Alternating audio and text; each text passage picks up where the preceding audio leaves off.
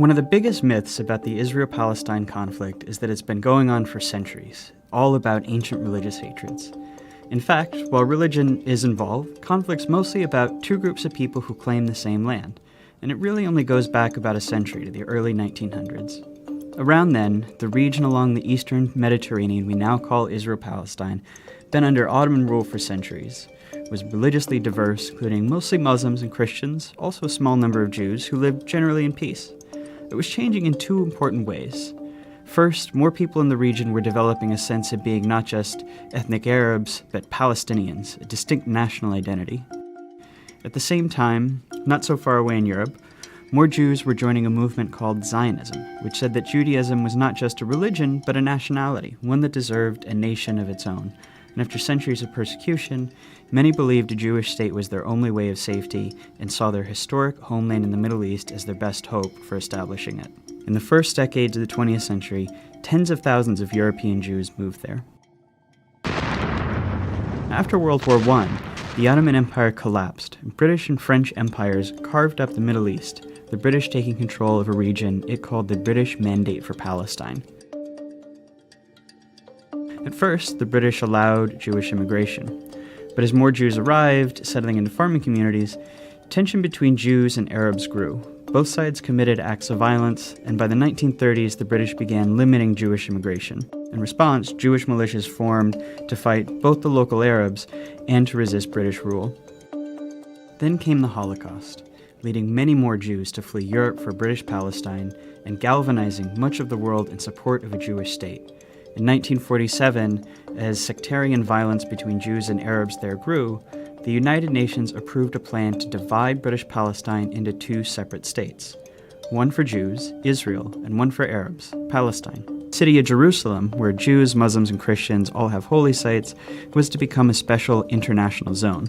The plan was meant to give Jews a state, to establish Palestinian independence, and to end the sectarian violence that the British could no longer control. The Jews accepted the plan, and they declared independence as Israel. But Arabs throughout the region saw the UN plan as just more European colonialism trying to steal their land. Many of the Arab states, who had just recently won independence themselves, declared war on Israel in an effort to establish a unified Arab Palestine where all of British Palestine had been. The new state of Israel won the war. But in the process, they pushed well past their borders under the UN plan, taking the western half of Jerusalem and much of the land that was to have been part of Palestine. They also expelled huge numbers of Palestinians from their homes, creating a massive refugee population whose descendants today number about 7 million. At the end of the war, Israel controlled all of the territory except for Gaza, which Egypt controlled, and the West Bank, named because it's west of the Jordan River, which Jordan controlled. This was the beginning of the decades-long Arab-Israeli conflict. During this period, many Jews in Arab-majority countries fled or were expelled, arriving in Israel. Then something happened that transformed the conflict. In 1967, Israel and the neighboring Arab states fought another war. When it ended, Israel had seized the Golan Heights from Syria, the West Bank from Jordan, and both Gaza and the Sinai Peninsula from Egypt. Israel was now occupying the Palestinian territories, including all of Jerusalem and its holy sites. This left Israel responsible for governing the Palestinians, a people it had fought for decades. In 1978, Israel and Egypt signed the US-brokered Camp David Accords. Shortly after that, Israel gave Sinai back to Egypt as part of the peace treaty. At the time, this was hugely controversial in the Arab world. Egyptian President Anwar Sadat was assassinated in part because of outrage against it. But it marked the beginning of the end of the wider Arab-Israeli conflict. Over the next few decades, the other Arab states gradually made peace with Israel, even if they never signed formal peace treaties. But Israel's military was still occupying the Palestinian territories of the West Bank and Gaza, and this is when the conflict became an Israeli-Palestinian struggle.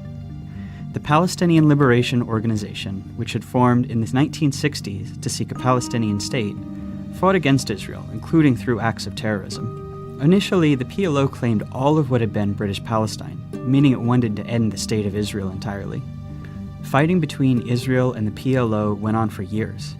even including a 1982 Israeli invasion of Lebanon to kick the group out of Beirut. The stillness of the ceasefire in southern Lebanon was shattered today by the sound of guns, bombs, and planes.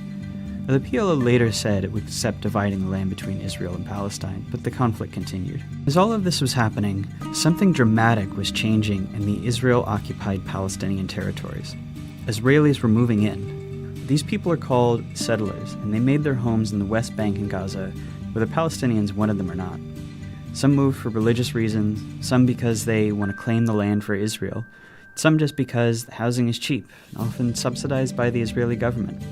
Some settlements are cities with thousands of people, others are small communities deep into the West Bank. If you've always felt a deep yearning for Jerusalem, now is a once-in-a-lifetime opportunity, not only to stand within its gates, but also to build the home of your dreams there. Settlers are followed by soldiers to guard them, and the growing settlements force Palestinians off of their land and divide communities. Short term, they make the occupation much more painful for Palestinians. Long term, by dividing up Palestinian land, they make it much more difficult for the Palestinians to ever have an independent state. Today, there are several 100,000 settlers in occupied territory, even though the international community considers them illegal. By the late 1980s, Palestinian frustration exploded into the Intifada, which is the Arabic word for uprising. It began with mostly protests and boycotts, but soon became violent. Israel responded with heavy force. A couple hundred Israelis, over 1,000 Palestinians died in the First Intifada. Around the same time, a group of Palestinians in Gaza, who considered the PLO too secular, too compromise-minded, created Hamas, a violent extremist group dedicated to Israel's destruction. By the early 1990s, it's clear that Israelis and Palestinians have to make peace. The leaders from both sides signed the Oslo Accords.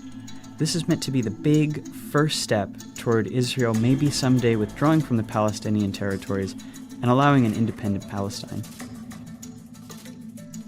The Oslo Accords established the Palestinian Authority, allowing Palestinians a little bit of freedom to govern themselves in certain areas. Hardliners on both sides opposed the Oslo Accords. Members of Hamas launched suicide bombings to try to sabotage the process. The Israeli right protests peace talks with ralliers calling Prime Minister Yitzhak Rabin a traitor and a Nazi. Not long after Rabin signs the second round of Oslo Accords, a far-right Israeli shoots him to death in Tel Aviv.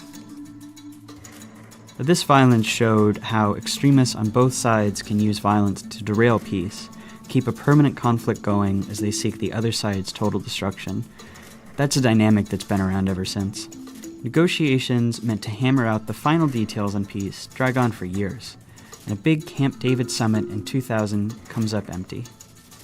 Palestinians come to believe peace isn't coming, rise up in a second intifada, this one much more violent than the first. By the time it wound down a few years later, about 1,000 Israelis and 3,200 Palestinians had died.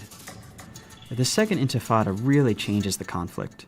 Israelis become much more skeptical that Palestinians will ever accept peace or that it's even worth trying. Israeli politics shift right, the country builds walls and checkpoints to control Palestinians' movements. They're not really trying to solve the conflict anymore, just to manage it. The Palestinians are left feeling like negotiating didn't work, and violence didn't work, and that they're stuck under an ever-growing occupation with no future as a people. That year, Israel withdraws from Gaza. Hamas gains power, but splits from the Palestinian Authority in a short civil war, dividing Gaza from the West Bank. Israel puts Gaza under a suffocating blockade, and unemployment rises to 40%. This is the state of the conflict as we know it today. It's relatively new, and it's unbearable for Palestinians. In the West Bank, more and more settlements are smothering Palestinians, often respond with protests and sometimes with violence, though most just want normal lives. In Gaza, Hamas and other violent groups have periodic wars with Israel. The fighting overwhelmingly kills Palestinians, including lots of civilians. In Israel itself, most people have become apathetic. For the most part, the occupation keeps the conflict relatively removed from their daily lives, with moments of brief but horrible violence. There's little political will for peace. No one really knows where the conflict goes from here. Maybe a third intifada, maybe the Palestinian Authority collapses. But everyone agrees that things as they are now can't last much longer, Israel's occupation of the Palestinians is too unstable to last, and that unless something dramatic changes, whatever comes next will be much worse.